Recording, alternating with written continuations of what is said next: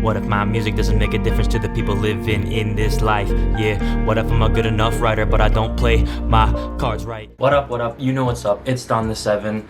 Today's video I am super excited to record as always. This one will be cool to look back on for me, just like some of the other ones that we do when we're here in this room. Before we get started, I understand that the camera placement is a little weird right now. I'm getting all the kinks worked out with this new camera. I don't have all of the equipment I need yet, but I have a lot of it. This is what we're going with for now. So I got a little bit of a like downward angle looking at me right now. I don't know if it's like a flattering angle or not, but we'll make it work. So for today's video, we are celebrating, in a sense, the fact that I am officially releasing commercially in August, and stay tuned to the end of this video for the dates in which they will be released. Today's video is the road to releases, or the road to commercial releases, as I should put more specifically. This is going to be a cool one for me to talk about. This is going to be the road from the point where I turned my poetry into rap and the key moments that made an impact in my music and my career. Yeah, this is going to be pretty cool. I'm really excited for this. I'm going to try out this function I found in my editing software where I can put like pictures in with my face. I don't know how it's all going to turn out yet. I'll do my very best as always. In order to talk about my road to releasing commercially, we have to talk about the start of my rap career. I started out, as you all know, as a poet.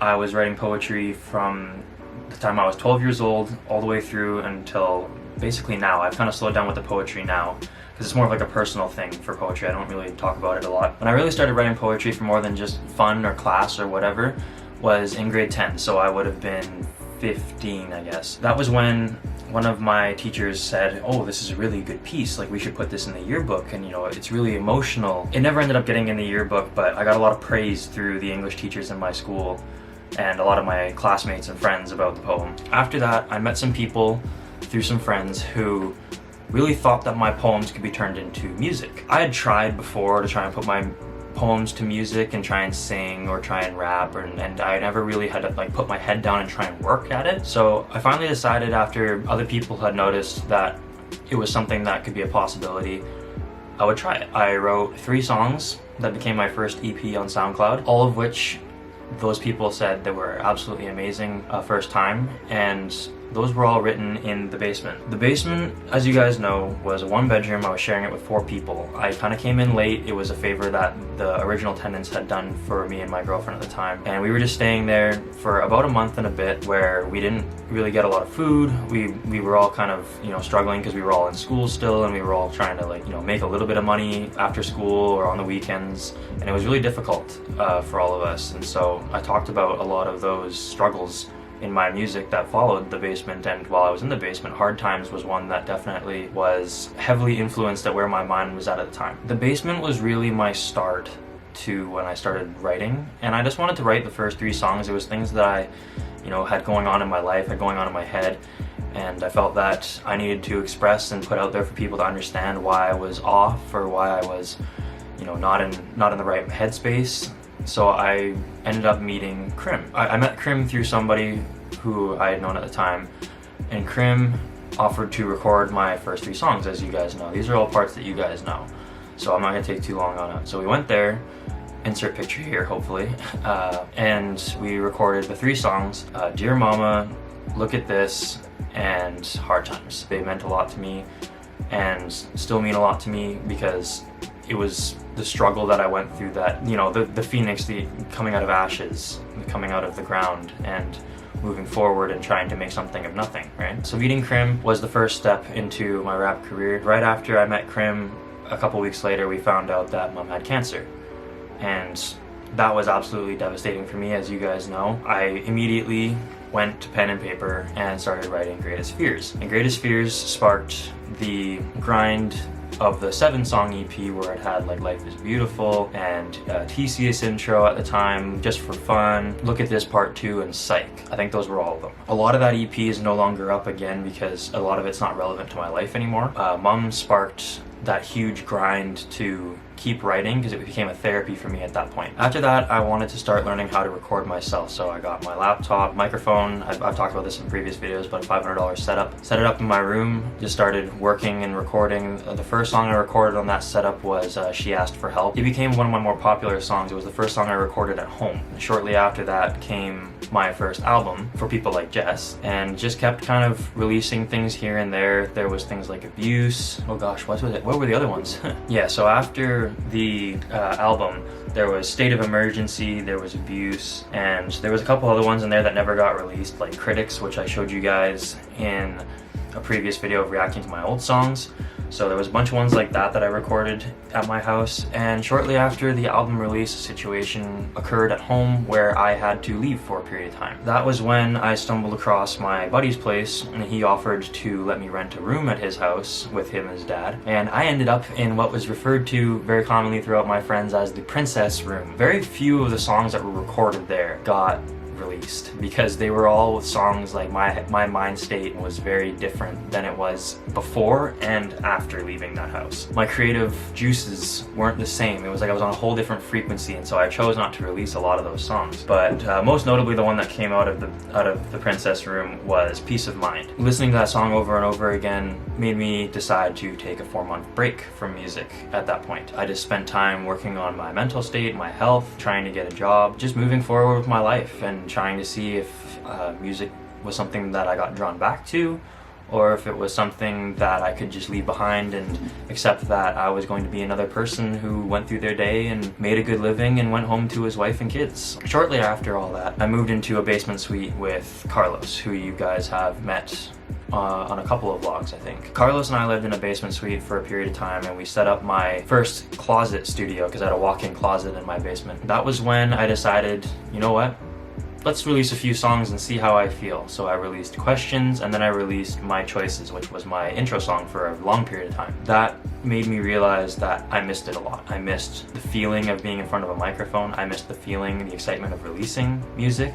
So I decided to keep going. And it was difficult while in that basement to continue to write because of how busy I was with work and trying to pay bills and whatever else like that. And at that point was when we found out that Mom's condition was not getting better. So it was really difficult to keep putting out content for everybody. As you guys know, I was putting out the reactions videos and music a lot. Most notably, the ones that came out of that basement was My Choices, the original version of Make a Difference.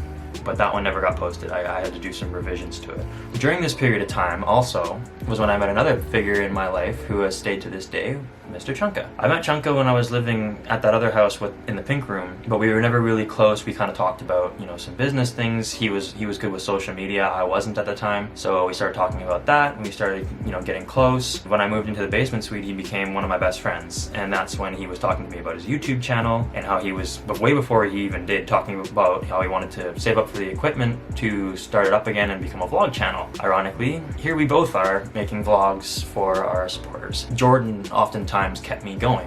He motivated me to be better and to keep pushing, and not everything comes immediately, as we all know, so it was just the motivation to keep going, you'll get what you want, right? Around that time as well as when I met Jessie, my girlfriend, and that was when we weren't dating at the time. We were just friends getting to know each other again because we went to high school together. We didn't really talk that much in high school, so I met a lot of important figures between those periods in the pink room or in the Princess Room and in the basement. After that was when we found out, right around when my lease ended in that basement, we found out that Mom wasn't going to make it. I made the conscious decision to move home to try and help her out where I could, be there when she needed me, and that was when COVID started. Now we're into the COVID stages of our lives. This is early 2020, and you can't do anything at this point because it's new, it's fresh, and you were told don't see anybody, don't do anything, don't go out unless it's necessary. So I didn't see anybody for 2 months, and it was a huge period of growth and reflection for me. That was when I really started to put my head down and work a lot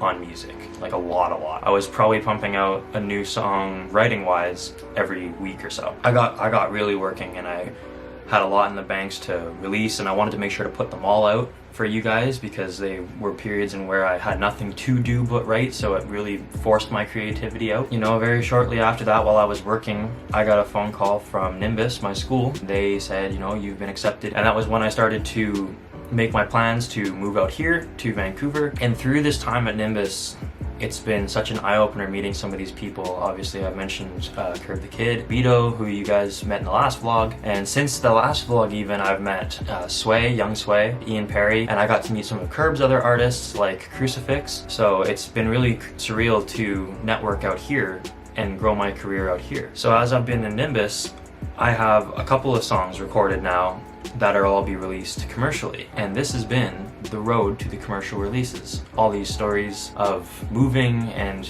trying to find new people and meeting impactful people in my life has really made me who I am with my career, and has really pushed me to get to this point. Because there was a point in all this that I never thought that I would end up on Apple and Spotify, because I wasn't getting enough traction, or I didn't have the motivation, or I didn't have the right tools or the people I needed to make this happen. I'm forever grateful to the people who I've met throughout this period of time, and the people who believed in me, the people who pushed me to continue, even when I thought that I decided I was over and I was done. So this has been the road to the commercial releases, and with that being said, the moment you've all been waiting for, drum roll please, August 1st will be the pre-save for the release, which I will not disclose the name of yet. I want to keep it a surprise for you guys, but if you guys have been following my socials like I've been telling you to do, you will have seen a lot of hints in there. And the official release date for all streaming platforms is August 6th. Friday, August 6th will be the day that this song releases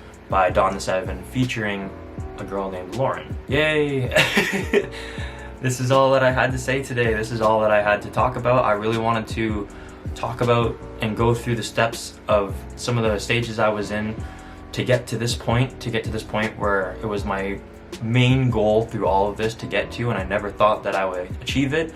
And thanks to the people who I've met, you guys made my dreams come true, and with all the hard work, I have as well manifested all my dreams. That is all for today's video, and I just want to say a huge thank you to you guys for supporting me through all these SoundCloud and YouTube ages of music, and I will continue to release on YouTube and SoundCloud as well.